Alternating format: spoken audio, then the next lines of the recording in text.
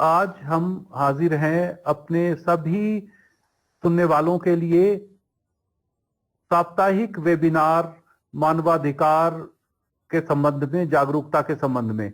और ये आजादी के अमृत महोत्सव के संदर्भ में, उसके उपलक्ष्य में हमारा एक ऐसा अनूठा कार्यक्रम है जो हिमाचल प्रदेश में इससे पहले कभी प्रयास नहीं किया गया। यहां तक कि जो हमारा राज्य मानवाधिकार आयोग है उसने भी कोशिश नहीं की कि मानवाधिकार के बारे में कोई जागरूकता लाई जाए समाज में।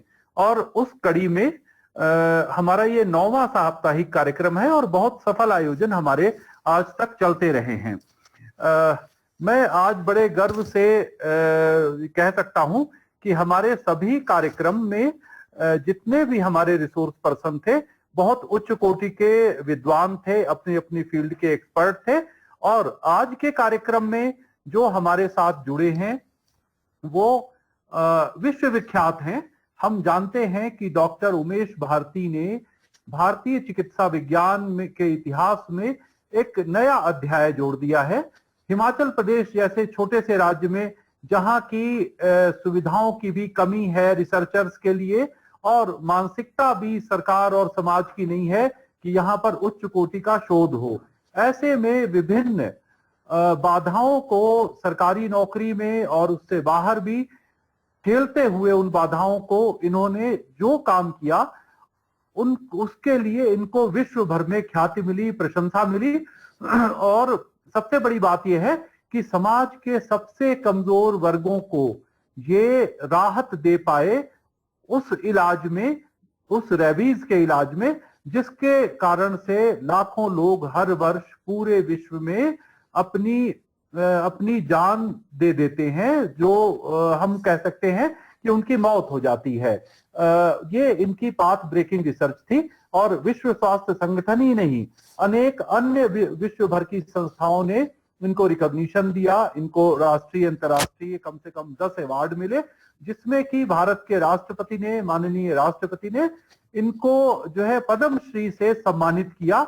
और इनका मुख्य काम जो था वो रेबीज, जो जिसके लिए इनको इतना रिकॉग्निशन मिला, ऐसे तो इनके बहुत काम हैं, वो काम था इनका रेबीज पर इनकी पाथ ब्रेकिंग रिसर्च, जिसने कि रेबीज के इलाज को कई गुना सस्ता करके एक आम नागरिक के लिए उपलब्ध करा दिया।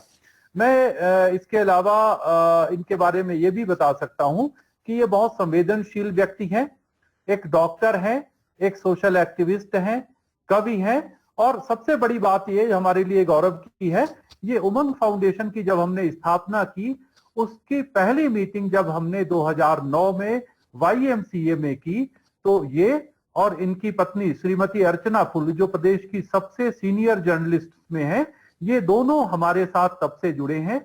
हमारे कैंप्स में डॉक्टर उमेश भारती, श्रीमती अर्चना फुल और इनके दोनों बच्चों ने, बेटे पुरु और बेटी कृति, दोनों चारों लोगों ने रक्तदान भी किया। ये समाज के लिए आदर्श हैं, हमारे नायक हैं।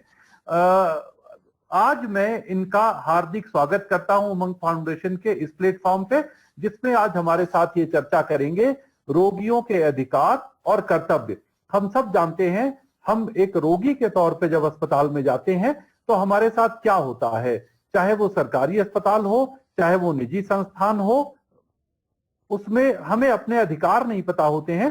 तो हमारे साथ कई बार ऐसी अनहोनी होती है, दुर्व्यवहार होता है और हमें बहुत जो है तकलीफ का सामना करना पड़ता है। ऐसे में कई बार रोगी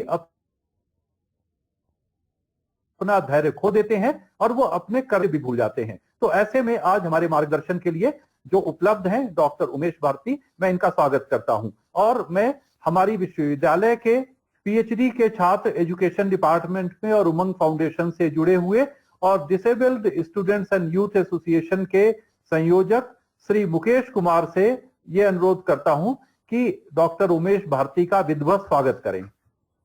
मुकेश जी। धन्यवाद श्रीवास्तव सर। पद्मश्री उमेश भारती जी का मैं मुकेश कुमार उमंग फाउंडेशन की तरफ से हमारे आज के साप्ताहिक वेबिनार में मुख्य वक्ता के रूप में पधारने पर स्वागत व अभिनंदन करता हूं। डॉक्टर उमेश भारती जी, वर्तमान में आप हिमाचल प्रदेश के सबसे बड़े हॉस्पिटल आईजीएमसी में as a senior epidemiologist doctor व प्रोफेसर हैं। आपको अभी तक अनेक राज्य स्तरीय, राष्ट्रीय स्तरीय और अंतर्राष्ट्रीय, जिनमें कि भारत के चौथे सबसे बड़े नागरिक सम्मान पद्मश्री से भी सम्मानित किया गया है। आपके अभी तक लगभग 45 से अधिक राष्ट्रीय व अंतर्राष्ट्रीय जर्नल्स में पेपर पब्लिश हो चुके हैं। आप अंतर्राष्ट्रीय कॉन्फ्रेंस में एज ए जज भी चुने गए हैं। आपका कार्यक्षेत्र रैबिज, स्नेक बाइट, थैलेसीमिया और टीबी जैसी घातक बीमारियों पर है। आप और आपका परिवार रक्तदान और समाज सेवा के क्षेत्र में भी अग्रणी है। आपका एक बार पुनः मैं हमारे इस कार्यक्रम में पधारने पर स्वागत करता हूं। धन्यवाद मुकेश।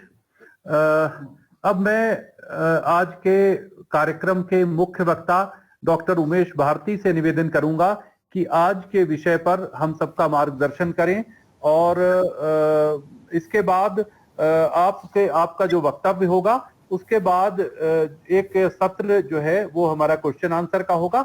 हमारी कोशिश होती है कि हम 8 से 8:15 बजे के बीच इस कार्यक्रम को वाइंड अप कर दें, समापन कर दें। आपके पास लगभग 40-45 मिनट का समय होगा। इसमें आप अपनी बात भी रखें और उसके बाद बहुत सी बातें जो आपके मन में छूट सकती हैं यहाँ पर वक्तव्य में, वो क्वेश्चन आंसर के माध्यम से हम उनको कवर करने की कोशिश कर लेंगे। तो डॉक्टर उमेश भारती आज के हमारे मुख्य वक्ता अब हमारे साथ हैं। धन्यवाद। गुड इवनिंग आदरणीय Ajay ji, Mukesh ji, Sanjeev ji and Umang foundation के मेरे साथियों, सबसे पहले मैं बड़ा आभारी हूँ, आपने मुझे ये मंच दिया। होप सुनाई दे रहा है? जी बिल्कुल बिल्कुल। जी, तो ये एक बहुत ही संवेदनशील टॉपिक है। मैं समझता हूँ कि बड़ा उमंग को बधाई भी देना चाहता हूँ जिन्होंने इस टॉपिक को चुना, क्योंकि ना केवल मानवाधिकारों से संबंधित टॉपिक है, बल्कि जो हमारे डॉक्टर्स के अधिकार हैं उनसे संबंधित भी है। एक क्रॉस, जो एक तरह से हम कह सकते हैं कि एक क्रॉस पर्पसेस सर्व करता है ये सारा जो आज का डिस्कशन है, क्योंकि बहुत सारी घटनाएं ऐसी हैं जिसमें हमने देखा है कि किस तरह से डॉक्टरों की पिटाई की, डॉक्टरों को मैन हैंडल किया गया, स्टैब किया गया और कई डॉक्टरों की जान भी गई। तो एक बड़ा नेगेटिव पहलू है और वो मैं समझता हूँ कि एनजीओ जैसे आपकी एनजीओ है, इस तरह से और भी एनजीओ हैं, यदि सही माने में ऐसे टॉपिक्स लेके जनता में जाएंगी तो मैं समझता हूँ कि एक जो आपस में एक रिलेशन है, पेशेंट जिसको डॉक्टर पेशेंट रिलेशन है, वो कामयाब रहेगा। और आने वाले दिनों में जैसे मान लो मैंने काम किया है पेशेंट्स के लिए, तो वो तभी किया जब पेशेंट्स के लिए एक संवेदनशीलता थी। यदि हम रुख मोड़ लेंगे तो कोई भी डॉक्टर जो है वो पेशेंट्स के लिए काम नहीं करेगा, फिर वो सब कमर्शियल हो जाएंगे। तो इसलिए मैं समझता हूँ कि आज का टॉपिक जो है बहुत ही इम्पोर्टेंट है। और इससे पहले मैं शुरू करूं, क्योंकि हमारी हिंदी डॉक्टर अजय श्रीवास्तव जी की तरह इतनी अच्छी नहीं है, तो मैं चाहूंगा कि वो बीच बीच में मेरे को हेल्प आउट करें। मेरी प्रेजेंटेशन इंग्लिश में है, लेकिन मैं कोशिश करूंगा उसको थोड़ा सा सिंप्लीफाई करने की। लेकिन बीच में मैं चाहूंगा कि डॉक्टर अजय श्रीवास्तव थोड़ा सा मेरे को वेल आउट करेंगे जहां जहां उनको लगेगा कि थोड़ा और क्लैरिफिकेशन की जरूरत है। पेशेंट राइट एंड रिस्पॉन्सिबिलिटीज, तो एक charter of patient right and responsibilities है, as updated on this is what I am saying is as updated on 23rd August 2021. Patients' rights are human rights. तो एक भारत सरकार ने एक चार्टर बना रखा है पेशेंट राइट एंड रिस्पॉन्सिबिलिटीज का, जिसका एक मैंडेट है कि वो सारे जिला अधिकारी जो हैं वो पूरे कंट्री में डिस्प्ले करेंगे और लोकल लैंग्वेजेस में भी डिस्प्ले करेंगे, ताकि जो लोग जो हैं इसको वाइडली डिसेमिनेट हो सके, ज्यादा लोगों को पता लग सके। जो भी लोग हॉस्पिटल में आते हैं उनके जैसे मान लो पर्ची काउंटर है या इस तरह की जो विजिबल फर्स्ट कांटेक्ट है पेशेंट का, वहां पे ये सारा डिस्प्ले होना चाहिए कि क्या उनके राइट्स हैं, क्या उनकी रिस्पॉन्सिबिलिटीज हैं, प्रेफरेबली इन लोकल लैंग्वेजेस। तो सबसे पहला पॉइंट ये आता है कि हिमाचल गवर्नमेंट ने भी इस तरह के ऑर्डर दे रखे हैं। शुरू में बड़ा जोर शोर से ये काम हुआ था, जगह जगह बोर्ड लगे थे, जगह जगह डिस्प्ले हुए थे, लेकिन अब मैं देख रहा हूँ कि कुछ ढिलाई पिछले कुछ वर्षों से आई है, और वो चार्टर जो हिंदी में लगे थे कि क्या राइट्स एंड रिस्पॉन्सिबिलिटीज हैं, वो अब विलुप्त होते जा रहे हैं। तो इसको दोबारा री-इन्फोर्स करने की जरूरत है, चाहे वो एनजीओ के माध्यम से हो, चाहे वो एडमिनिस्ट्रेटिव ऑर्डर की वजह से माध्यम से हो, क्योंकि मैं देख रहा हूँ कि पिछले 4-5-6 सालों से ये डाइल्यूट हुआ है इशू। तो ये मुझे, बल्कि मैंने जब ये मेरे को असाइनमेंट दी गई तो मैंने 1-2 लोगों से कांटेक्ट करने की कोशिश की कि वो हॉस्पिटल में जहां उन्होंने कहीं हिंदी में पेशेंट राइट एंड रिस्पॉन्सिबिलिटीज को बोर्ड हो तो मेरे को फोटो भेजें, तो कोई भी भेज नहीं पाया। तो इसका मतलब कि ऑलमोस्ट अभी इसको दोबारा जिंदा करना पड़ेगा, ताकि ये इशू जो है वो अलाइव रहे और लोगों से और डॉक्टर की इंटरेक्शन में प्रभाव ना आए उसको। तो राइट्स क्या है, हम इसको एक एक करके लेंगे। Right to educate relevant information about the nature, course of illness, proposed investigations and care, expected results of treatment, possible complications and expected costs। तो सबसे पहला जो राइट की बात की गई है, पूरी इंफॉर्मेशन पेशेंट को दी जाए कि क्या उसको बीमारी है, क्या उसकी इन्वेस्टिगेशनें होंगी, क्या उसकी केयर की जाएगी, और क्या पॉसिबिलिटी है रिजल्ट्स की, कितना सक्सेस, कितना फेलियर, कितना क्या होगा रिजल्ट जो है, पॉसिबल कॉम्प्लिकेशंस क्या हो सकती हैं, और कितना ओवरऑल टोटल एक्सपेक्टेड खर्चा आएगा।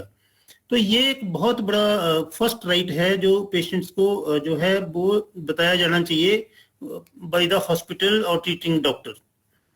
दूसरा ये है to information on the rates charge for each type of service provided and facilities available.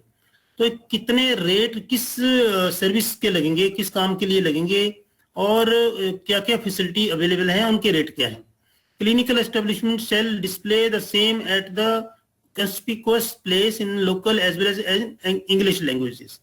तो ये रेट और सारा कुछ, जैसे हमने देखा शॉपकीपर रेट लगाते हैं, क्योंकि अब मेडिकल प्रोफेशन भी एक शॉप बनता जा रहा है, तो वो रेट्स जो हैं वो एक प्रोमिनेंट जगह, जो कि मैं समझता हूँ कि सबसे बड़ी प्रोमिनेंट जगह वहीं होती है जहाँ पेशेंट अपनी पर्ची कटवाने आता है, तो वहीं प्रेफरेबली या बाहर हॉस्पिटल के डिस्प्ले होने चाहिए कि ये सर्विस देनी है तो ये इतने पैसे लगेंगे, ये टेस्ट कराना है तो इतने पैसे लगेंगे, सो दैट जो व्यक्ति है वो अपनी सामर्थ्य के अनुसार ही उस हॉस्पिटल में जाए।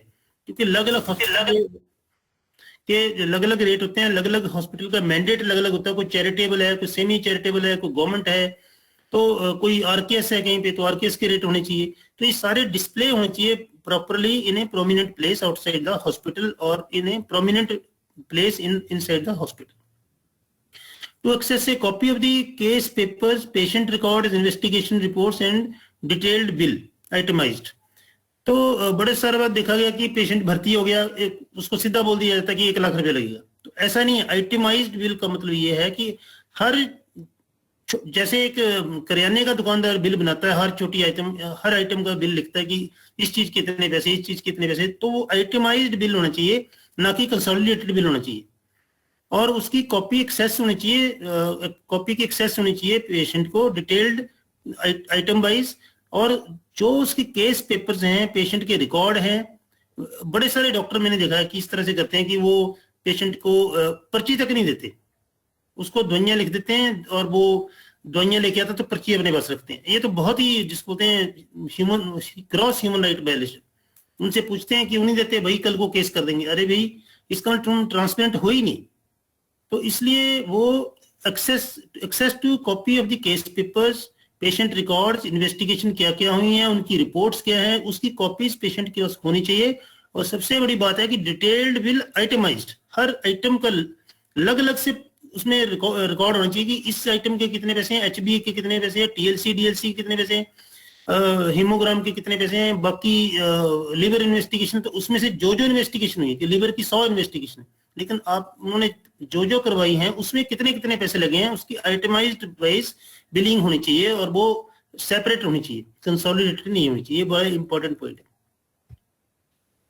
फिर right to informed consent prior to specific test treatment.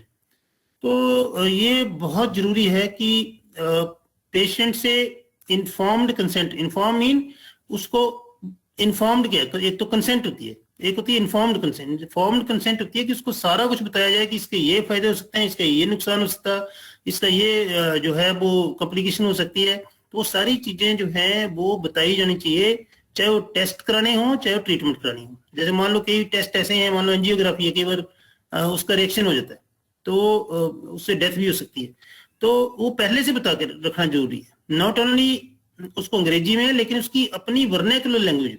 इसको informed consent in a language that patient can understand, जो पेशेंट को समझ आए उस लैंग्वेज में इन्फॉर्म्ड कंसेंट होती है, ना कि हम अंग्रेजी में लिखे और वो उसको बोलेंगे ये करो जी, साइन करो, यहाँ पे गुठा लगाओ। यदि वो अनपढ़ है तो उसको किसी उसी की लैंग्वेज में हमें समझाना पड़ेगा, चाहे हमें किसी की मदद लेनी चाहिए, चाहे वो सर्जरी हो, चाहे कीमोथेरेपी हो, चाहे कोई भी टेस्ट हो। तो एक बहुत इंपॉर्टेंट राइट ये है। एक और राइट है, to seek second opinion from appropriate clinician of patient choice with records and information being provided by the treating hospital. तो मान लो हमने उसको इन्फॉर्म्ड कंसेंट मांगी, उसको बताया कि तुम्हारे ये चीजें हैं, ये करना पड़ सकता है, सर्जरी कीमोथेरेपी जो भी करनी पड़ सकती है।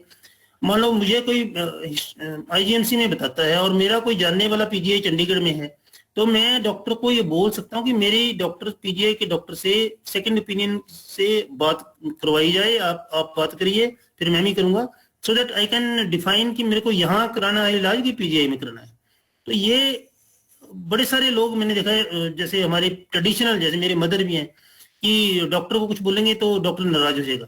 तो ये नाराज होने की बात नहीं है, ये एक ट्रांसपेरेंसी के लिए बहुत जरूरी है कि हम सेकंड ओपिनियन ले सके ऐसे चिकित्सक से जो हमें जानता है, सो दैट हम कन्विंस हो जाए कि जो भी यहाँ पे इलाज हो रहा है वही पीजीआई में होगा, वही एम्स में होगा। तो ये बहुत जरूरी है, एक बहुत जरूरी राइट है। फिर है right to confidentiality, human dignity and privacy during treatment. ये खास करके मैं समझता हूँ कि कोविड में बहुत रेलेवेंट है कि हम जो शुरू में आपने देखा जब टेस्ट हुए तो लोगों के नाम, इवन आईएएस ऑफिसर के नाम लिखने शुरू कर दिए कि ये पॉजिटिव आ गया, वो पॉजिटिव आ गया, तो वो ब्रीच ऑफ कॉन्फिडेंशियलिटी थी। बाद में तो उन्होंने कोड देने शुरू कर दिए और नाम जो है छुपाने शुरू कर दिए, जब किसी ने ऑब्जेक्शन उठाया कि तो तुम breach of confidentiality and human dignity कर रहे हैं, प्राइवेसी ड्यूरिंग ट्रीटमेंट कर रहे हैं। और इस तरह से ह्यूमन डिग्निटी का इशू आया कोविड में, जब लोग डेड बॉडीज लेने नहीं आए, तो किसी ने बरामदे में रख दी, किसी ने कहीं रख दी, लोग इवन अपने भी लोग छोड़ के भाग गए। तो मैं समझता हूँ कि ये चीजें जो है नॉट ओनली डॉक्टर्स के लिए, ये आम जनता के लिए बड़ी जरूरी है समझनी कि ये राइट्स के साथ साथ रिस्पॉन्सिबिलिटीज भी साथ ही चलती हैं। एंड प्राइवेसी ड्यूरिंग ट्रीटमेंट, मान लो किसी को HIV है, किसी को कोई ऐसा रोग है जो कि जिससे वो उसको समाज में अकेला कर देने का खतरा है, तो वो लगता है कि मेरे गॉल ब्लैडर है जो कि हर्बल ट्रीटमेंट से ठीक हो सकता था, डॉक्टर ने बोला तुम ऑपरेशन करा लो, और फिर उसने ऑपरेशन नहीं कराया, उसने सोचा चलो मैं जो है अल्टरनेट ट्रीटमेंट आयुर्वेदा होम्योपैथी को मैं ट्राई करता हूँ, और फिर वो 6 महीने बाद दोबारा आ गया कि उसका ठीक नहीं हुआ, तो डॉक्टर उसको डांटने वो चीज नहीं है। वो उसका राइट है कि वो अपना टाइम ले अपनी ट्रीटमेंट के लिए और बाकी ऑप्शन जो है उनको एक्सप्लोर करने के लिए, क्योंकि हमने भी देखा है कि कुछ लोग जो तरह तरह की ट्रेडिशनल रेमेडी से ठीक हो गए, उनके गॉल स्टोन निकल गए। तो इस तरह का राइट जो है वो पेशेंट के पास है, और किसी भी डॉक्टर को उसको इग्नोर करने का हक नहीं है यदि वो ठीक नहीं होता, दोबारा आता है कि अब तुम क्यों आए, बोला था ऑपरेशन करा लो। तो इस तरह की जो बात वो नहीं होनी चाहिए। That is the right of the patient to go for alternative treatment. Right to non discrimination about treatment and behaviour on basis of HIV।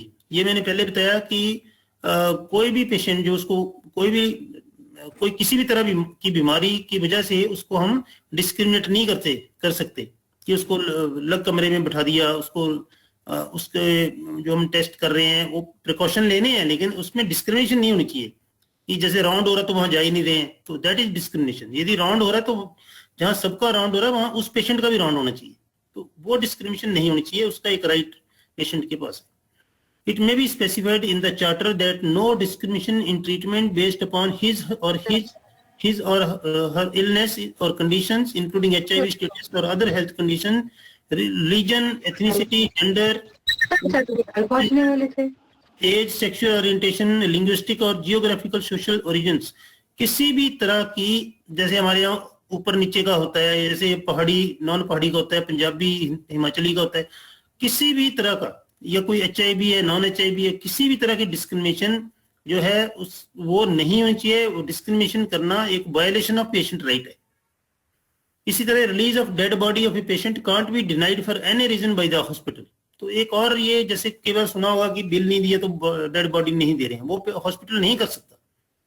Bill नहीं दिया है तो हॉस्पिटल उसको अल्टरनेट तरीके जो है लीगल रिकोर्स कर सकता है, लेकिन ये नहीं कर सकता कि हम डेड बॉडी नहीं देंगे जब तक आप पूरा बिल नहीं देते, या पूरा बिल नहीं देते या पार्शियल बिल नहीं देते, कुछ भी नहीं कह सकता। तो वो पेशेंट का राइट है to take the dead body even without paying the bills that can be settled in other due course. फिर है patient right of informed consent of patient should be taken before digitalisation of medical record. आजकल जो digitalisation का, मान लो हमने consent दी operation के लिए, वो कंसेंट जो है वो फाइल पे है, लेकिन जब हमने उसको उस फाइल को डिजिटलाइज करना है तो तब उसकी जो है कंसेंट फिर से जो है जरूरी है कि हम डिजिटलाइजेशन क्या कर रहे हैं, कि आपके रिकॉर्ड को डिजिटलाइज कर लें कि नहीं करें। And most of the time एक और जो जरूरी चीज है कि डिजिटलाइजेशन करते हुए मोस्टली पेशेंट की आइडेंटिटी जो है that should not be revealed, उसकी कोडिंग की जानी चाहिए, उसको जो है वो जो है ये पता ना लगे कि किस पेशेंट का रिकॉर्ड है। तो वो बड़ा जरूरी है कि coding should be done and identity should not be digitalised, नहीं तो फॉर एवर उसकी आइडेंटिटी वो रिकॉर्ड में रहेगी। It was recommended that patients seeking transfer to another hospital discharged from a hospital will have the responsibility to settle the agreed upon payment. तो कोई patient चाहता है कि मेरा इलाज ठीक से नहीं हो रहा, मैं दूसरे हॉस्पिटल में जाना चाहता हूं, तो मोस्टली क्या देखा गया कि जब देखते हैं बिल बहुत हो गया तो वायलेंस करते हैं कि बिल ना देना पड़े, शोर मच जाए, तो हम वो एक बहुत गलत तरीका है। उसमें अब पेशेंट से और उनके रिलेटिव से पूरा हॉस्पिटल का जितना नुकसान हुआ होता है वो पूरे जो है ब्याज सहित वसूल किया जाता है। To purchase the medicine from the hospital pharmacy. तो कई बड़े हॉस्पिटल जो हैं उनकी अपनी अंदर फार्मेसी है और ये कहते हैं कि इसी फार्मेसी से लेना, ऐसा नहीं कह सकते। ये ह्यूमन राइट कमीशन ने बोला आपने दवाइयां लिख दी, जहां भी पेशेंट को सस्ती मिलती हैं वहां से वो ला सकता है, या जहां भी उसको टेस्ट जो है सस्ते होते हैं वहां से वो करवा सकता है। ये नहीं कह सकते कि आपने हमारे हॉस्पिटल से ही कराने हैं। And if they are able to get medicine from outside at lower price cost that should be acceptable. Thus, no patient is forced to buy medications from hospital pharmacy. He can choose the pharmacy from where he wants to purchase the medicines. तो इसमें दो बड़े human right commission ने बड़ी अच्छी observation दी कि जो एक धंधा चल पड़ा था कि टेस्ट भी उसी हॉस्पिटल में होंगे और दवाइयां भी उसी हॉस्पिटल से ली जाएंगी, ऐसा नहीं होगा। वो पेशेंट जो है वो किसी भी जगह से टेस्ट करा सकता है, किसी भी बाहर की जगह से वो दवाइयां ले सकता है जहां से उसको लगता है कि यहाँ सस्ती मिलेंगी। Similarly, if the patient wants to get his test done from outside, that may be accepted and facilitated by the hospital or clinical establishment. तो ये मैं बता चुका कि टेस्ट भी बाहर से करा सकते हैं। फिर है right to protection and compensation for patient involve in clinical trial as per drug and cosmetic act and other government guidelines. आपको मालूम होगा कि फाइजर जो वैक्सीन है कोविड की, उसको अभी तक गवर्नमेंट ने फिलहाल अनुमति नहीं दी है, क्योंकि वो प्रोटेक्शन मांग रहे हैं कि किसी को नुकसान हो गया तो हम जिम्मेवार नहीं होंगे। जबकि इस एक्ट में, इस चार्टर में और ह्यूमन राइट कमीशन की गाइडलाइन में right to protection and compensation है कि कोई भी चीज आपको, ठीक है वैक्सीन से कभी जो है रिएक्शन भी होता है, कभी जो है लॉस भी होता है, तो उस मामले में कंपनसेशन मिलनी चाहिए, वो एक राइट है।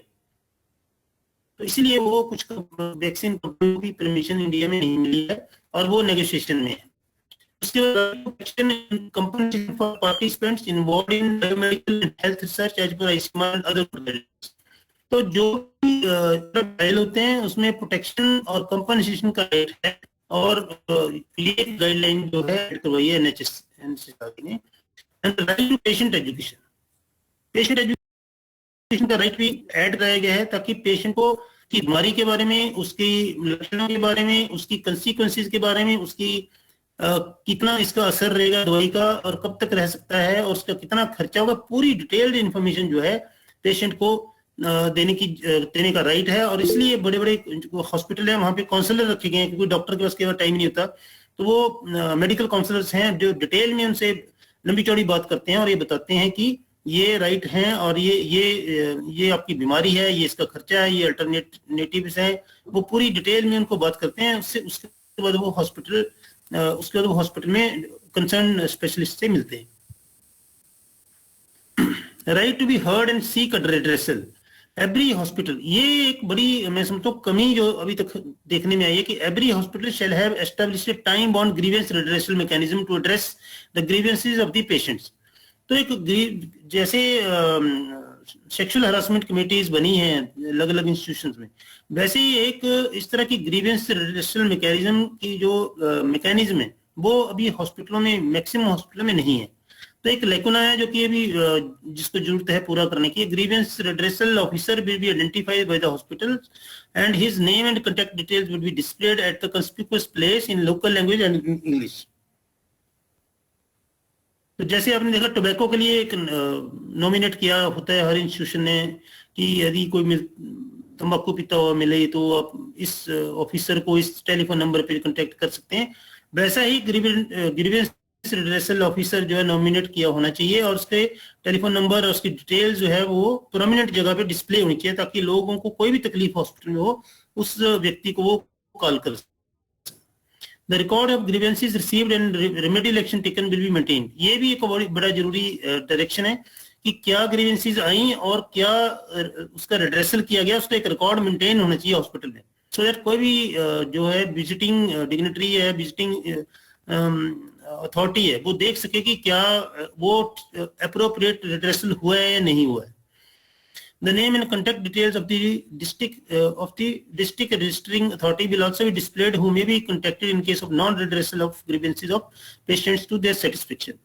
तो जो डिस्ट्रिक्ट रजिस्ट्रेशन एजेंसी है जो कि हमारे चीफ मेडिकल ऑफिसर्स हैं, जो क्लिनिकल एस्टेब्लिशमेंट एक्ट के अंडर डिफरेंट हॉस्पिटल को परमिशन देते हैं रन करने की, तो उनका भी सीएमओ का नंबर भी वहां पे होना चाहिए कि यदि आप संतुष्ट नहीं है जो रेड्रेसल आपको दिया गया है तो आप रजिस्टरिंग अथॉरिटी से कंप्लेंट कर सकते हैं, उनको कॉल कर सकते हैं, उनसे बात कर सकते हैं। तो ये मैं समझता कि एक ये जो रेड्रेसल मैकेनिज्म है ये बहुत लैकिंग है, नॉट ओनली हिमाचल बल्कि पूरी कंट्री में इस तरह का जो है वो मैकेनिज्म नहीं है, लगभग नहीं है।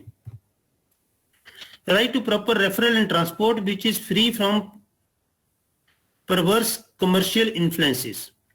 तो फ्री ट्रांसफर और रेफरल जो है वो बड़ा जरूरी है। In case of referral by the hospital, the referring hospital will provide proper referral transport facility in the most appropriate vehicle ambulance for transfer of patient to the nearest possible hospital where facilities for appropriate and timely management of condition of the patient are available.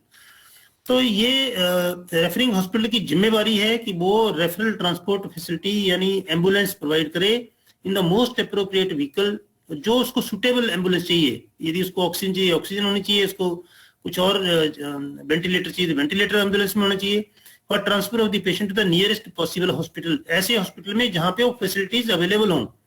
ये नहीं कि कहीं भी अपनी मर्जी के hospital में उसको ट्रांसफर कर दें।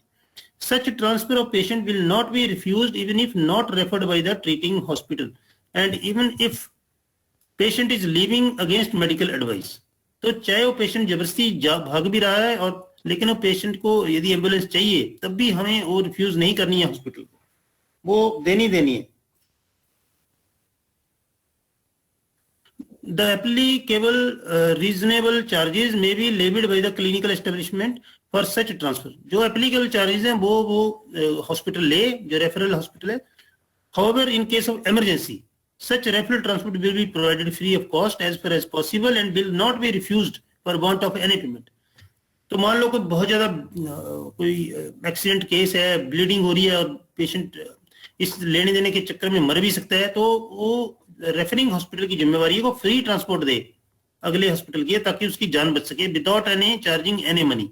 तो कुछ तो हॉस्पिटल की फिलैंथ्रोपिक रिस्पॉन्सिबिलिटी भी है जो नहीं करते, वो जरूरी है कि इमरजेंसी में वो ट्रांसपोर्ट दे और वो फ्री होनी चाहिए। स्टेट यूटी गवर्नमेंट में consider to define various charges for various type of ambulance for compliance by the hospitals and other clinical establishment। The clinical establishment will be required to display the rates of charges of ambulances। तो ये जैसे पहले बात हुई कि जो charges display होने चाहिए, तो ये ट्रांसपोर्ट चार्जेस भी अवेलेबल होने चाहिए, डिस्प्लेड होने चाहिए, ताकि पता लगे जो गवर्नमेंट ने फिक्स चार्जेस किए हैं वो वहां पे डिस्प्ले हों और इसमें कोई डिस्प्यूट ना हो। तो कोई भी पेशेंट ने कहाँ से कहाँ जाना है उसके चार्जेस डिफाइन हो पहले से।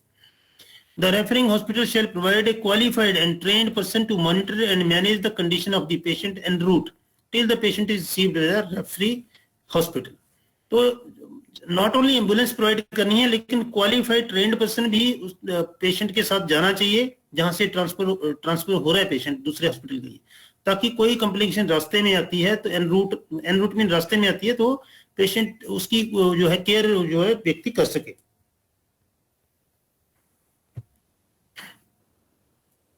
The information about the above additional rights should be widely disseminated by the ministry and state governments among hospitals, doctors, patients and public, so that everyone is aware that the rights exist. So यही मैं बात पहले कर रहा था कि ये पिछले कुछ टाइम से थोड़ा इस पे ढीला हो गया है काम। पहले बड़े बड़े बोर्ड लगे थे, अब नहीं दिख रहे हैं, तो ये डिस्प्ले होने चाहिए, सबको पता होना चाहिए कि हमारे राइट्स क्या है, और रिस्पॉन्सिबिलिटीज की भी बात करेंगे। The patient right as listed from serial number 1 to 8 were disseminated to all states UTs for adoption and implementation by MOHFW letter dated 2/6/19 as may be seen at web link clinical establishment act .gov.in।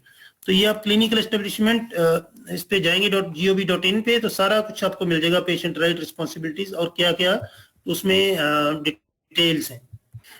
The patient right as listed from serial number this to this is the additional charter of patient right। जैसे मैंने कहा, human right commission ने कहा है, the information about the above mentioned public rights and responsibilities should be widely disseminated to the respective state UT government among hospitals, doctors, patient and general public।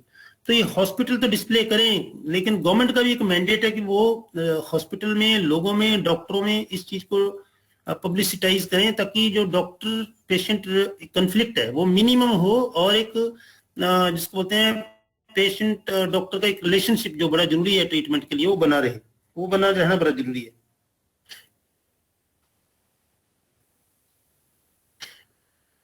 तो अब last में हम इस पे आएंगे, पेशेंट की जो रिस्पॉन्सिबिलिटी, जहाँ इतने सारी हमने जो पेशेंट राइट की बात की है, पेशेंट रिस्पॉन्सिबिलिटीज ये सिर्फ 6 लिस्टेड है, बहुत ज्यादा नहीं है। क्या है? Provide all health related information. पहले तो हम सारी बात बताएं पूरी डॉक्टर को। हम कई बार ये सोच के कुछ चीजें नहीं बताते हैं कि इससे डॉक्टर नाराज हो जाएगा। मान लो हमने बीच में कोई आयुर्वेदिक इलाज किया, उससे ठीक नहीं हुई, तो वो हम छुपा देंगे। इवन इफ डॉक्टर को सस्पिशन होती भी है कि कुछ इन्होंने इलाज करवाया होगा, तो हम कहेंगे नहीं नहीं हमने कोई इलाज नहीं कराया। तो वो एक बड़ा लेकुना है जो कि फर्दर डॉक्टर की समझ को अल्टरनेट कर सकता है, उसको कंफ्यूज कर सकता है। तो हम पूरी बात बताएं डिटेल में कि ये हुआ पूरे कॉन्फिडेंस के साथ, चाहे वो जितनी मर्जी हमारी जिसको कहते हैं कि ऐसा हमें हेजिटेशन भी होती है, चाहे पर्सनल भी हो, तो भी हमें उसको बताना है। दूसरा है cooperate with doctors during examination and treatment. तो वो डेफिनेटली हमें कोऑपरेट करना चाहिए। And follow all instructions. यदि डॉक्टर ने बोला 3 टाइम गोली खानी है, 3 टाइम खानी, फिर हम क्या करते हैं, हमें गर्मी होगी हम 2 टाइम खाएंगे, तो उससे गड़बड़ हो जाता है। बाद में जब ठीक नहीं होते तो डॉक्टर इज ब्लेम्ड। पे hospital agreed fees on time. तो जो हॉस्पिटल के चार्जेस हैं वो हम पे करें, तभी तो हॉस्पिटल चलेगा। नहीं तो हम हर चीज एक्सपेक्ट करते रहे कि फ्री में मिले और इलाज हमें प्राइवेट का मिले, लेकिन हमें फीस जो हमें ना देनी पड़े, गवर्नमेंट चार्जेस देनी पड़े, वो पॉसिबल नहीं है। Respect dignity of doctors and other hospital staff. तो एक हम उनसे जो है जिसको रिस्पेक्ट से बात करें, चाहे वो स्वीपर भी हॉस्पिटल का क्यों नहीं है, क्योंकि उसी से सारी हॉस्पिटल की हाइजीन मेंटेन हो रही है। जब पेशेंट में स्वीपर जो आएगा तो उसको टूट पड़ते हैं, ये बिखरा वो बिखरा है, अरे किसने बिखरवाया? बिखरा है उस तरह, कुछ लोगों ने बिखारा ना। तो वो व्यवहार इस तरह नहीं होना चाहिए। एंड सबसे बड़ी बात, नेवर रिसोर्ट टू वायलेंस। जो मैंने पहले डिस्कस किया कि वायलेंस कोई उत्तर नहीं है, और डॉक्टर पे इस तरह से वायलेंस होती रहेगी तो किस दिन जो है हर आदमी को अपना इलाज खुद करना पड़ेगा, क्योंकि फिर कोई डॉक्टर ही नहीं बनना चाहेगा। और ये ऐसी टेंडेंसी आती जा रही है बड़े सारे लोगों, क्योंकि बड़े सारे प्रोफेशन हैं जिनमें लोग किसी को कुछ नहीं बोलते, लेकिन डॉक्टर्स पे इतना ज्यादा प्रेशर है, ये नहीं होना चाहिए इसकी जान कैसे चलेगी। तो मतलब कि मैं समझता हूँ कि सबसे एक नया फिनोमेना जो भी शुरू हुआ है, मोस्टली ऐसा हमने कि प्राइवेट सेक्टर में बिल ना देने के चक्कर या किसी और माल इंटेंशन की वजह से ऐसी वायलेंस होती है। तो ये एक ब्रीफ ओवरव्यू था, जो मैं समझता हूँ कि बाकी बहुत सारी बातें हैं जो ये वो NHSRC में जो लिखा गया है वो मैंने आपके सामने रखा, जो उसकी ऑफिशियल जो वेबसाइट पे है। और मैं चाहूंगा कि कोई इस पे जब क्वेश्चन आंसर आएंगे तो मैं समझता हूँ कि ज्यादा डिटेल में पता लगेगा। थैंक यू, धन्यवाद। धन्यवाद डॉक्टर उमेश भारती। आपने एक विस्तृत खाका खींचा कि किस प्रकार से जो रोगी है, हम सभी किसी न किसी समय इलाज के लिए अस्पताल में जाते हैं, तो हर व्यक्ति रोगी हो सकता है, उसके क्या अधिकार हैं और किस तरीके से उसको उसके इलाज में या उसको एक अस्पताल से दूसरे अस्पताल में ट्रांसफर करने में किस प्रकार की सुविधाएं मिलनी चाहिए और रोगियों का भी क्या कर्तव्य है। संजीव जी से निवेदन है कि यदि कोई प्रश्न आए हो तो वो उनकी शुरुआत करें। और जी sir, sir first of all sir बहुत बहुत धन्यवाद, आपने मतलब बहुत एक अच्छी जानकारी आज हमारे साथ साझा की। तो हमारे पास सर एक प्रश्न है विजय धीमान जी का। वो कह रहे हैं कि सर हम किस अस्पताल जाए, हमारी बीमारी का इलाज किसी भी अस्पताल में और इलाज लाने में नाकाम रही है हिमाचल प्रदेश सरकार।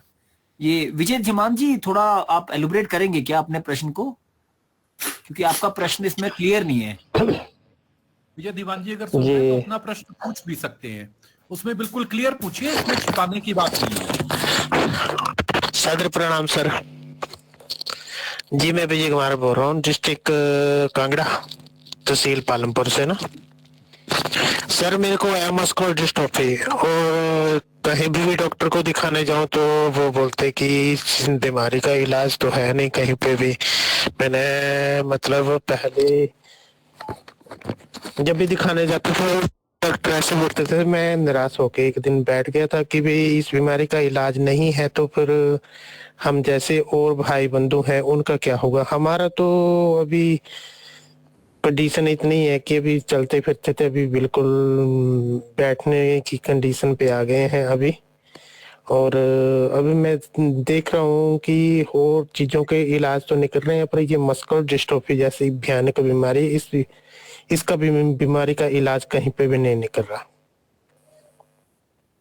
तो मैंने देखिए जितने भी जेनेटिक डिसऑर्डर हैं, चाहे मस्कुलर डिस्ट्रोफी हो, चाहे थैलेसीमिया हो, चाहे वो हीमोफीलिया हो, इन चीजों का इलाज है प्रिवेंटिव जेनेटिक टेस्टिंग। शादी से पहले दोनों हस्बैंड वाइफ की जो वुड बी कपल है उनकी जेनेटिक टेस्टिंग वैसे अब शुरू कर रहे हैं धीरे धीरे, क्योंकि ये चीजें जीन से रिलेटेड हैं। और इस तरह से जब कोई प्रॉब्लम जब आती है शादी जो बच्चों में, तो उसमें 100% इलाज, मान लो थैलेसीमिया है बार बार ब्लड चढ़ाओ, या हेमोफीलिया है बार बार फैक्टर 9 दो, तो इस तरह के जो वो टेम्परेरी टाइप जो है वो इलाज होते हैं। और जो कि मैं समझता हूँ कि हमें जागरूक होने की सबको जरूरत है कि हम जेनेटिक मैचिंग, जैसे टिपड़े मैच होते हैं वैसे जेनेटिक मैपिंग भी कराएं शादी से पहले, ताकि इस तरह की लाइलाज बीमारियां जो हैं वो ना हो। बाकी इसके बारे में कुछ एनजीओ हमारे स्टेट में काम कर रही हैं मस्कुलर डिस्ट्रोफी पे। मैं समझता हूँ कि उनसे भी संपर्क किया जा सकता है, क्योंकि ये बहुत ही सोफिस्टिकेटेड इसके वो टेस्ट भी हैं, इसको पता लगाना ही मुश्किल है कि मस्कुलर डिस्ट्रोफी है ये क्या है। तो इस तरह की रेयर डिसीज जिसको हम बोलते हैं, वो गवर्नमेंट ने अब फ्री इलाज में शामिल किए हैं।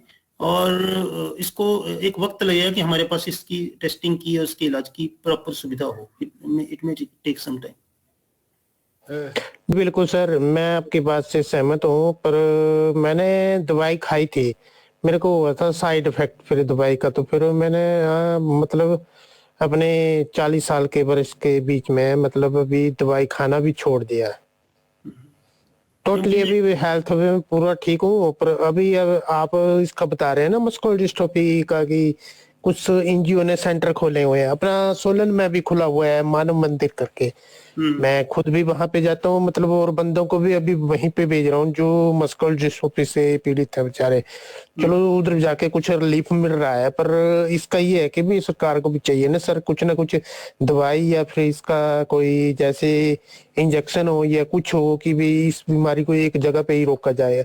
अभी फिजियोथेरेपी करवा के तो हम एक जगह पे रोक रहे हैं, पर आजकल ठंडी का जैसे मौसम है ना, ठंडी के मौसम में ये बंदे को ज्यादा ही वो अफेक्ट करती है ये बीमारी। विजय धीमान जी, मैं इसमें थोड़ा जोड़ना चाहूंगा। डॉक्टर भारती तो चूंकि एक्सपर्ट हैं, लेकिन मैं एक सामाजिक कार्यकर्ता के मैं आपको जानता हूं, आपसे मेरी बात भी होती रही है। जी सर। जो मानव मंदिर है सोलन का, ये एशिया का सबसे बेहतर, सबसे बढ़िया एक सेंटर है, जिसमें काफी हद तक राहत मिल जाती है मस्कुलर डिस्ट्रॉफी के जो पेशेंट्स होते हैं।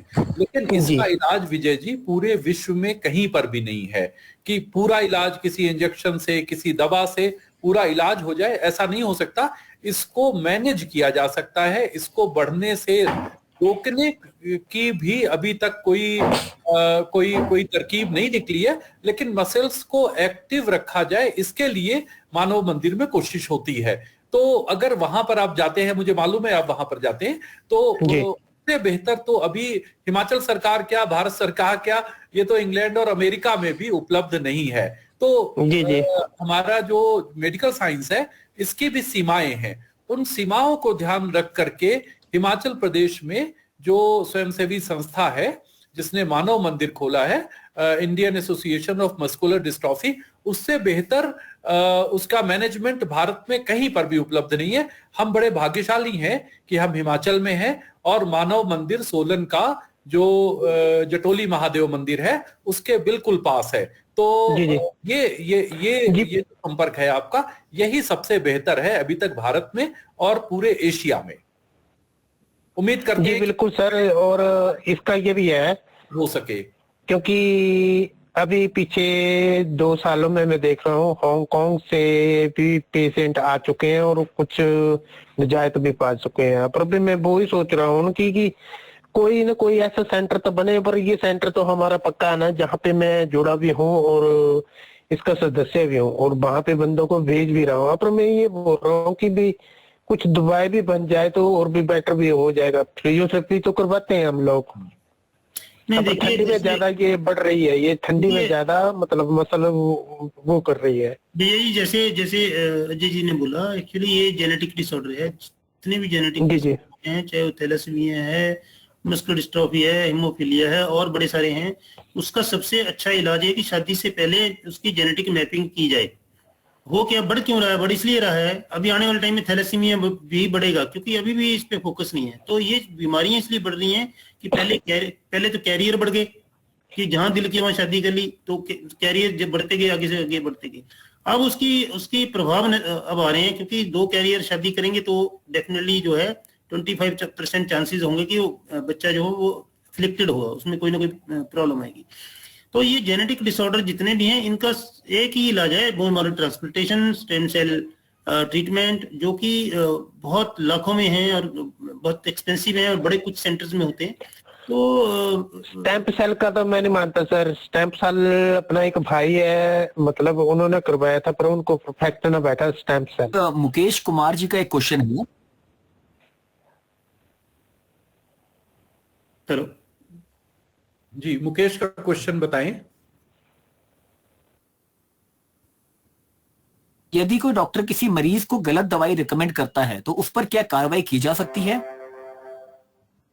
देखिए, एक मैं आपको बड़ी बात बताऊं, जब से गूगल आया है तब से सब डॉक्टर बन गए। और तो और मतलब मैं कह सकता हूं कि मैं एक रेबीज का एक्सपर्ट हूं, WHO पैनल पे भी हूं।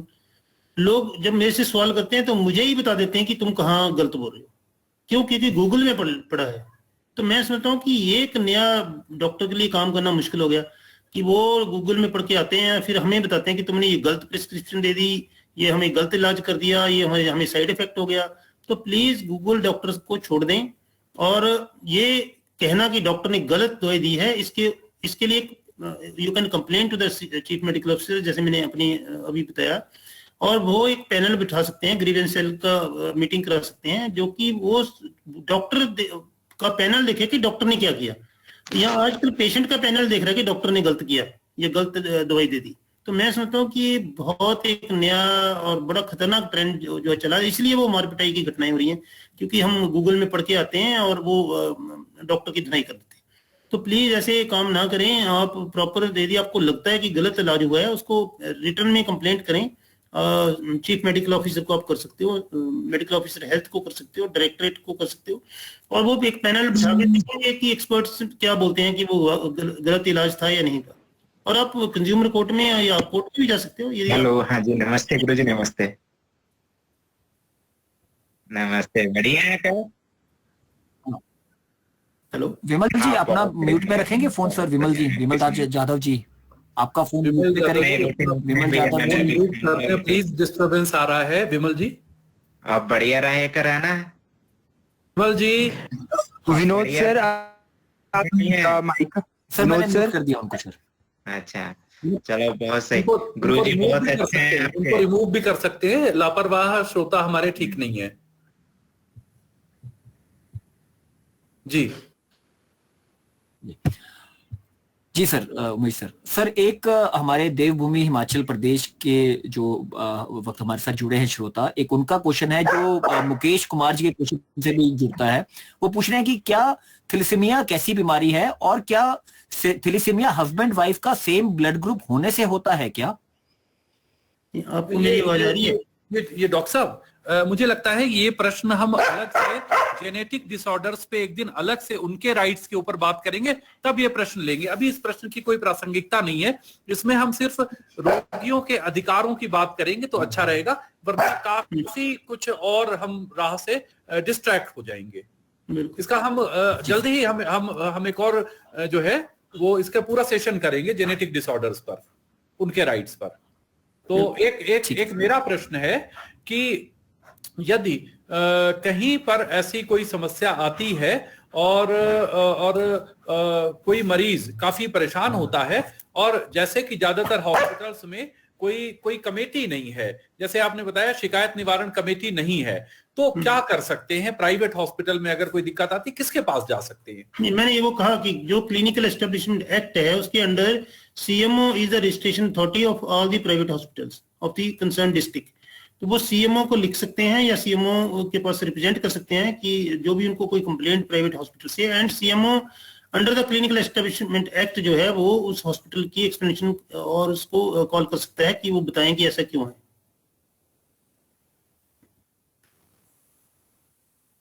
जी संजीव जी, अगला प्रश्न।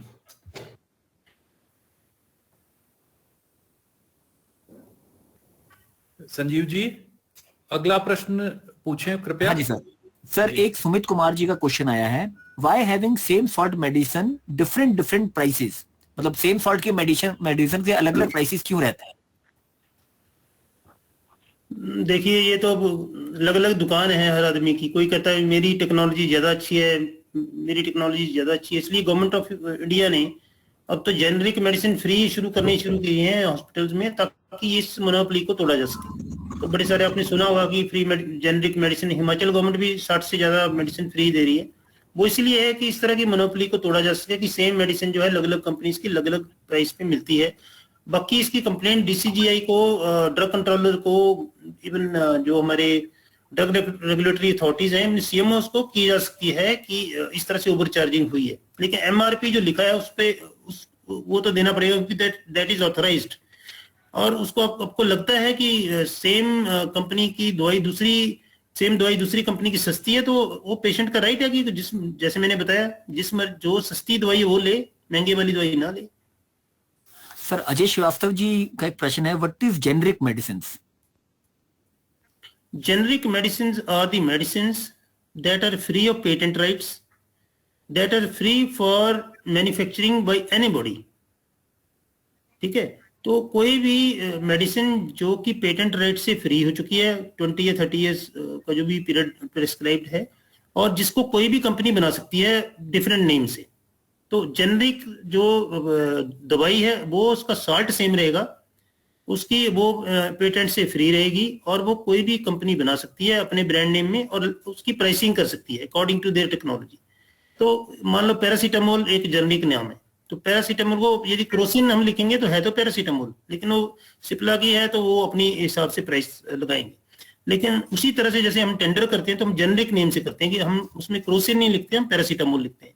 इसी तरह से सारी ड्रग्स के जो है जेनरिक नेम्स हैं, और उसी नेम से हम टेंडर करते हैं ताकि कोई किसी कंपनी स्पेशल को जो है फेवर ना जाए। जी सर। सर अभिनंदन शर्मा जी पूछते हैं, क्या प्राथमिक स्वास्थ्य केंद्रों की स्वास्थ्य सुविधाओं व संचालन की नियमित निरीक्षण की व्यवस्था है? बिल्कुल है। ये तो रेगुलर मॉनिटरिंग होती है, मंथली मीटिंग्स होती हैं, सुपरवाइजर्स हैं, वो डिपेंड करता है जो डॉक्टर इंचार्ज है वो कितना जो है उसमें इन्वॉल्व है, लेकिन इसकी पूरी जो है वो व्यवस्था तो है।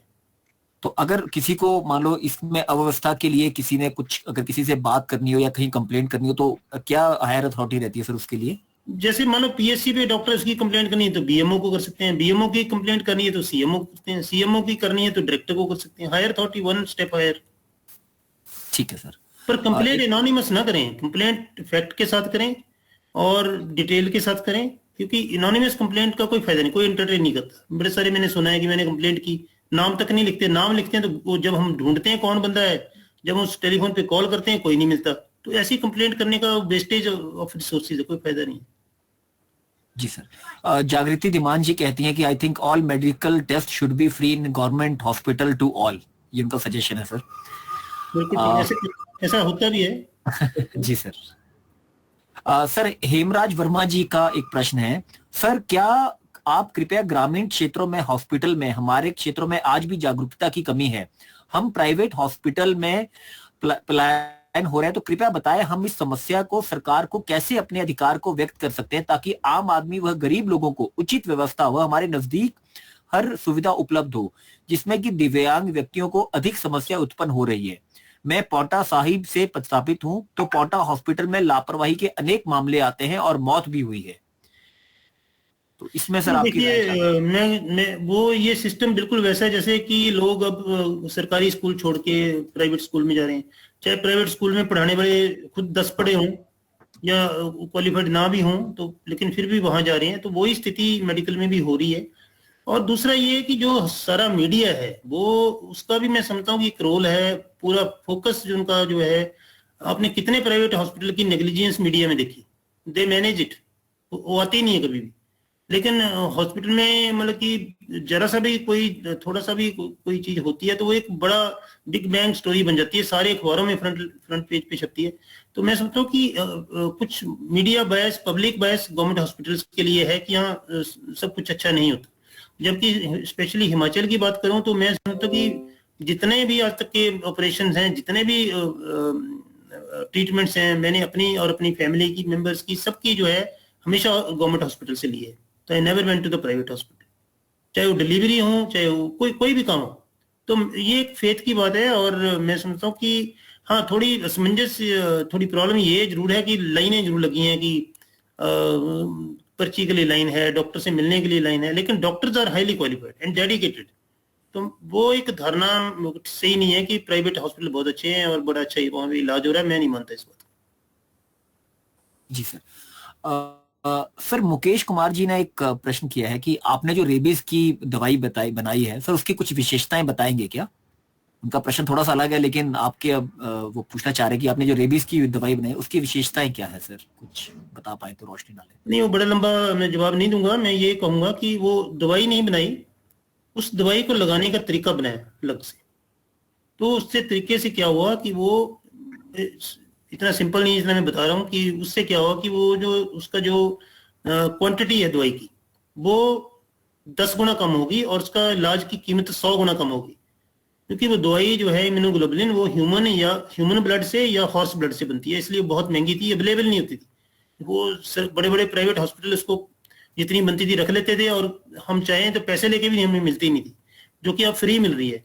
तो मैं समझता हूँ कि एक बड़ी अच्छी ब्रेक थ्रू है। और हमारे यहाँ रेबीज की डेथ ऑलमोस्ट हिमाचल में 0 हो चुकी है। बाकी भी देश में बाकी जो स्टेट्स हैं वो भी इसको अडॉप्ट कर रही हैं, WHO ने रिकमेंड किया है। बाकी कई कंट्रीज, 10 से ऊपर जो कंट्रीज हैं including European countries have adopted. तो धीरे धीरे हम समझते हैं कि आने वाले इसका फर्क ये होगा कि आने वाले 10 साल में रेबीज की डेथ जो पिछले कई सालों से कम नहीं हो रही थी, 60,000 लोग हर साल मरते थे, वो कम होगी और सस्ते में कम होगी। और ये जो तरीका हमारा वो बहुत इफेक्टिव है, पहले से ज्यादा इफेक्टिव है। तो कई चीजें ऐसी होती हैं, कई इनोवेशंस ऐसी होती हैं जो कि कम दवाई में, कम पैसे में ज्यादा इफेक्टिव हो। उसका उदाहरण जो है वो जो हमने काम किया।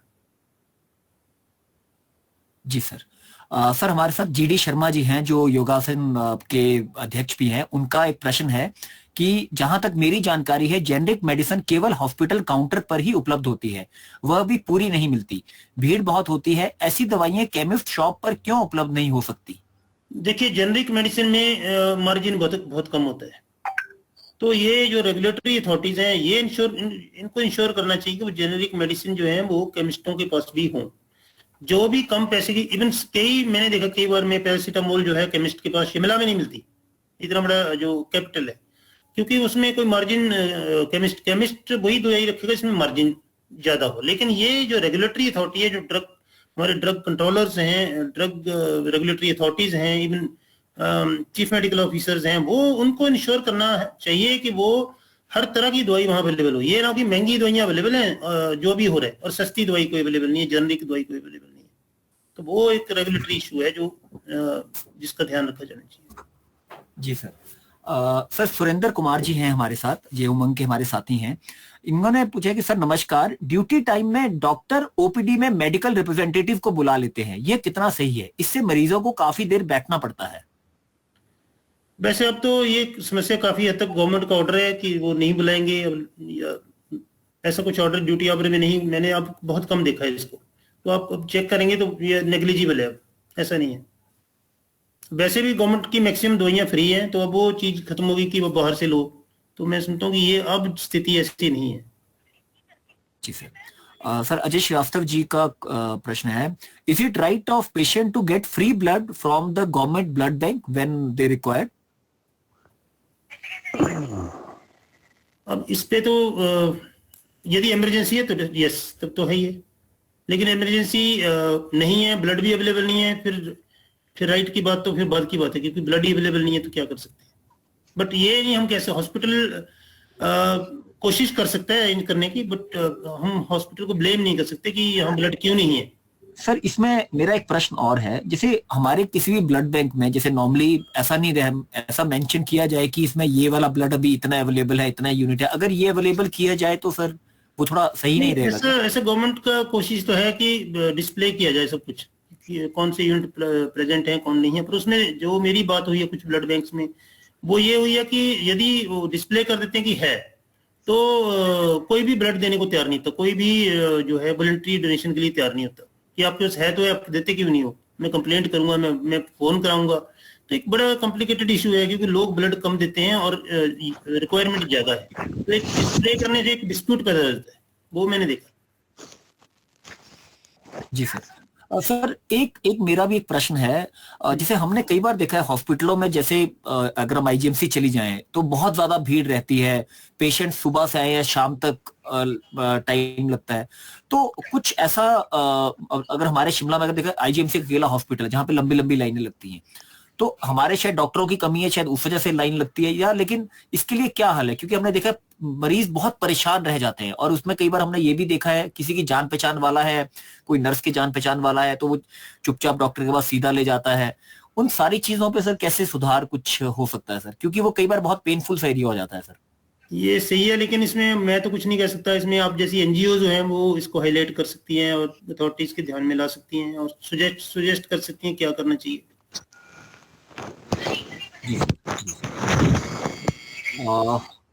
इसके अलावा सर और कोई क्वेश्चन, किसी और का कोई प्रश्न है तो कृपया पूछ सकते हैं। हमारे पास प्रश्न उत्तर के लिए 5 मिनट और है अभी। अगर कोई और प्रश्न है तो आप पूछ सकते हैं।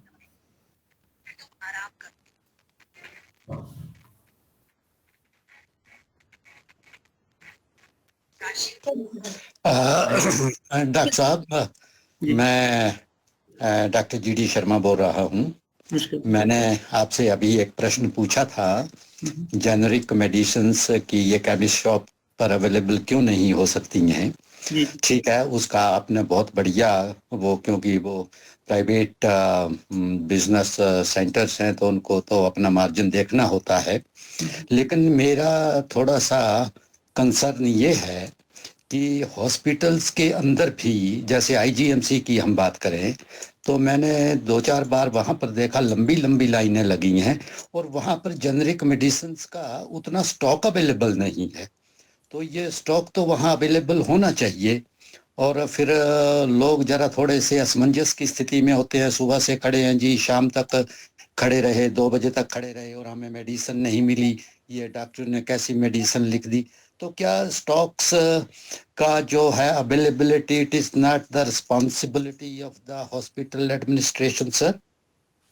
हाँ बिल्कुल, जो प्रीमिसेस में शॉप्स हैं वो नॉट ओनली एडमिनिस्ट्रेशन की भी है और जो रेगुलेटरी अथॉरिटीज है उनकी भी है, क्योंकि वो भी कुछ कई जगह लीज पे हैं, कई जगह अलग अलग उसमें है।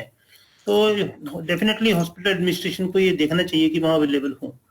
जी, thank you sir, thank you, thank you. नमस्कार सर, मैं विजय लांबा। सर एक क्वेश्चन पूछना चाहूंगी आपसे कि हमारे यहाँ पे जो ये भ्रांति, मैं इसको भ्रांति कहूंगी क्योंकि जितनी बार भी हम गवर्नमेंट हॉस्पिटल में जाते हैं हर कोई हमें कहता है कि शायद आपकी जान पहचान होगी तब आपका इलाज हो रहा है। तो सर इस भ्रांति को हम कैसे दूर कर सकते हैं? क्योंकि मेरा अपना एक्सपीरियंस रहा है, वो चाहे आईजीएमसी में रहा है या पीजीआई में रहा है, बहुत बढ़िया रहा है और डॉक्टरों ने बहुत कोऑपरेट किया, लेकिन ऑन द कॉन्ट्रेरी हमें भी उनके साथ कोऑपरेट करना पड़ता है। और जैसे अभी मेरी बिटिया का last to last year operation हुआ था, तो कहते हैं कि पीजीआई में डेट नहीं मिलती ऑपरेशन की। तो सर उसका 1 जून से चेकअप शुरू हुआ था और 17 जुलाई को उसका ऑपरेशन भी हो गया था। तो मुझे नहीं लगता कि इस तरह की कोई प्रॉब्लम रहती है कि आपको हर एक जगह हर एक हॉस्पिटल में जान पहचान होनी जरूरी है। तो सर इस भ्रांति को हम कैसे दूर कर सकते हैं? प्लीज आप इसके बारे में हमें कुछ राय दें। इस भ्रांति को जैसे आपने दूर किया ऐसे ही कर सकते हैं, हम अपना एक्सपीरियंस ज्यादा से ज्यादा लोगों से शेयर करें। तभी यदि हम नेगेटिव एक्सपीरियंस शेयर करेंगे तो वो भ्रांति बढ़ती जाएगी, यदि हम पॉजिटिव जैसे आपने किया एक्सपीरियंस शेयर तो वो भ्रांति कम होती जाएगी। तो ये तो कम्युनिकेशन इशू है जो कि आप लोगों को करना चाहिए। और सर मुझे जहां तक लगता है कि शायद अगर हम कोऑपरेट खुद, मतलब पेशेंट और जो पेशेंट के अटेंडेंट्स हैं वो अगर डॉक्टर के साथ कोऑपरेट करते हैं, लाइक अगर वो फॉलोअप के लिए जिस दिन बुलाते हैं उस दिन जाते हैं, जो वो हमें बात बताते हैं कि आपको ये चीज फॉलो करनी है तो उसको फॉलो करते हैं, तभी मुझे लगता है कि शायद डॉक्टर्स भी आगे से कोऑपरेट करते हैं, जो मेरा मानना है। सर क्या सच में ऐसा है जी? बिल्कुल बिल्कुल सही है। एक्चुअली क्या है कि जब मोस्टली क्या हो गया कि पेशेंट डॉक्टर को टीच कर रहे हैं बहुत सारी जगह पे, मैं ओपीडी में देखता हूँ, बल्कि मेरे से कंसल्ट करते हैं बहुत बड़े बड़े लोग फोन करते हैं और पूछते हैं कि मैं ये हो गया वो हो गया, मैं कितने इंजेक्शन लगाऊं, कब लगाऊं। जब मैं इनको बोलता हूं कि तुम ये कर लो, फिर वो बोलेंगे नहीं गूगल में लिखा है ऐसे, रेबीज तो ऐसे, ये इंजेक्शन लगाएंगे तो ऐसे हो जाए। बहुत दिक्कत हो गया। मैं लोगों को इस तरह की जो इन्फॉर्मेशन है उसको डील करना, फिर वो पूरा ट्रस्ट खत्म हो जाता है। फिर मुझे लगता है कि पूछ क्यों रहे हो, मतलब ये एक अजीब सी स्थिति आ गई है कि patient after taking a Q from the doctor is starting teaching the doctor. ये बहुत बड़ी एक विडंबना हमारे सामने होगी कि ये गूगल डॉक्टर जो पैदा हो गए हैं घर घर में, इनसे कैसे डील किया, इनसे कैसे एडवाइस किया जाए। वो एक बहुत मतलब आप लोग बताओ कि ऐसे हम क्या करें उसके लिए, और फिर मानेंगे नहीं बिल्कुल। जी सर। वो एक तो मुफ्त की सलाह है, दूसरी मतलब ये है कि उसको कैसे, यानी आप बताइए इसमें ऐसे लिखा, इसका क्या जवाब, तो क्या जवाब दें उसका, क्योंकि उनकी लिमिटेड नॉलेज होती है और पता नहीं किस साइड से क्या पढ़ रखा होता है। तो वो बहुत बड़ी समस्या हमारे लिए। सर एक प्रश्न आया है, ये हमारे जो नगरोटा सेवियर से हैं, ये बता रहे हैं कि नगरोटा में हॉस्पिटल में 5 बजे के बाद ब्लड डोनेशन नहीं करते हैं और सैटरडे को 2 बजे के बाद नहीं करते हैं। तो मतलब ऐसा कोई रूल है कि, या ये हर हॉस्पिटल का कोई इंडिविजुअल टाइम टेबल? नहीं, इस बारे में तो आप नहीं करते तो आप सीएमओ को लिखो ना, तो वो बताएंगे कि क्या है इसमें। सीएम हेल्पलाइन है, सीएम को लिख सकते हैं, लोकल बीएमओ सीएमओ को लिख सकते हैं, मतलब देयर एड्रेसल है। ये इस तरह से क्वेश्चन पूछने से कुछ नहीं होगा, आपको थोड़ा फ्रंट पे आना पड़ेगा और तब असलियत सामने आएगी कि ऐसा क्यों होता है। जी सर। जागृति धीमान जी कह रही हैं, the quality of government hospital should be improve. Many times we see scarcity of doctors, there is no cleanliness in hospital, sometime the behaviour of nurses and staff is so cruel, how we can improve these things? नहीं, ये वो बात ठीक है, cleanliness की कमी है, क्योंकि सफाई कर्मचारी शॉर्ट में हैं, कुछ आउटसोर्स्ड है, मतलब there are so many problems. लेकिन मैं समझता हूँ पेशेंट्स का बिहेवियर बड़ा खतरनाक है। अभी कोविड पेशेंट में, कोविड वार्ड्स में हमने देखा लोगों ने कंप्लेंट की कि यहाँ पे बहुत गंद पड़ा है। एक दो जगह मैंने देखा कि वो पेशेंट ने सारी वो पानी पिया, बोतल वहां पे नीचे फेंक दी। अरे डस्टबिन लगा, उसमें डालो ना। पूरा खलारा उन्हीं पेशेंट का है जो कि अंदर इनक्लोज्ड है, और वही कंप्लेंट कर रहे हैं कि यहाँ गंदगी पड़ी है। तो ये एक बड़ी अजीब स्थिति है कि वी आर नॉट रिस्पॉन्सिबल। हम अपने बेड से उठ के डस्टबिन तक नहीं जाना चाहते, या अपने जो अटेंडेंट है उसको नहीं बोलते कि तुम ये जो है पट्टी है जो डस्टबिन में डाल दो, या जो अलग अलग कलर कोडिंग है उस तरह से काम करो। और फिर हम अपने ही जो हमने अपने खुद कूड़ा डाल रखा उसी को कह रहे हैं कि कोई नहीं उठा रहा। तो मैं समझता हूँ कि ये बड़ा इरिस्पॉन्सिबल एक तरह से बिहेवियर है जो नहीं होना चाहिए। बाकी शॉर्टेज जो है वो तो सबको मालूम है। जी सर, जी सर। संजीव जी, मैं इसमें थोड़ा सा एक सुझाव देना चाहूंगा। एक सामाजिक कार्यकर्ता की जिसको हम दृष्टिकोण कह सकते हैं, नजरिए से, कि जब हम ऐसी कोई अव्यवस्था देखते हैं कहीं पर भी, अस्पताल में या जो भी वहां पर अव्यवस्थाएं हैं, उसको लेकर के हम सोचते हैं कि हम फोर फ्रंट में, हम सामने ना आए, कोई और हमारी लड़ाई लड़े। कोई दूसरे की लड़ाई कभी नहीं लड़ता है। आपको अपनी आवाज, कहीं पर भी आपके साथ अन्याय होता है, अत्याचार होता है, कोई कहीं पर, अस्पताल में ही नहीं, समाज में कहीं पर भी, तो आपको अपनी आवाज खुद उठानी पड़ेगी। दूसरा कोई आपकी आवाज उठाने नहीं आएगा।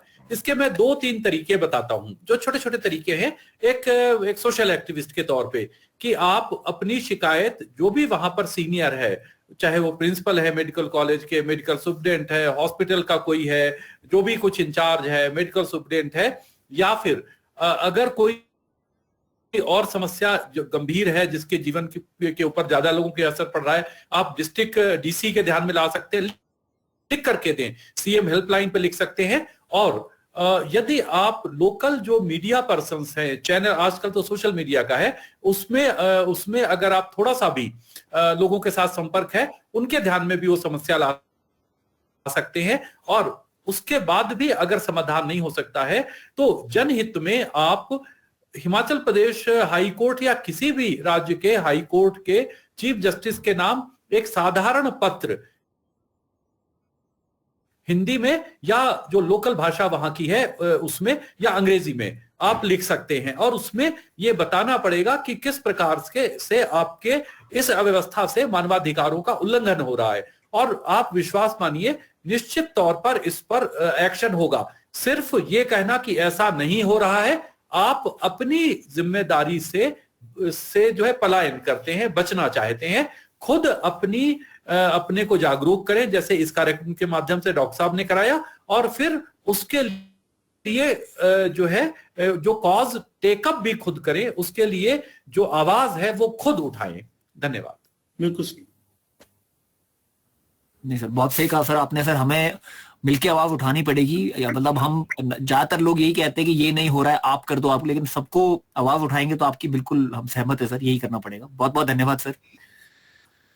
तो I think sir questions almost सभी ले लिए हमने, तो मैं रिक्वेस्ट करूंगा कि हम आगे के कार्यक्रम के लिए बढ़ें सर।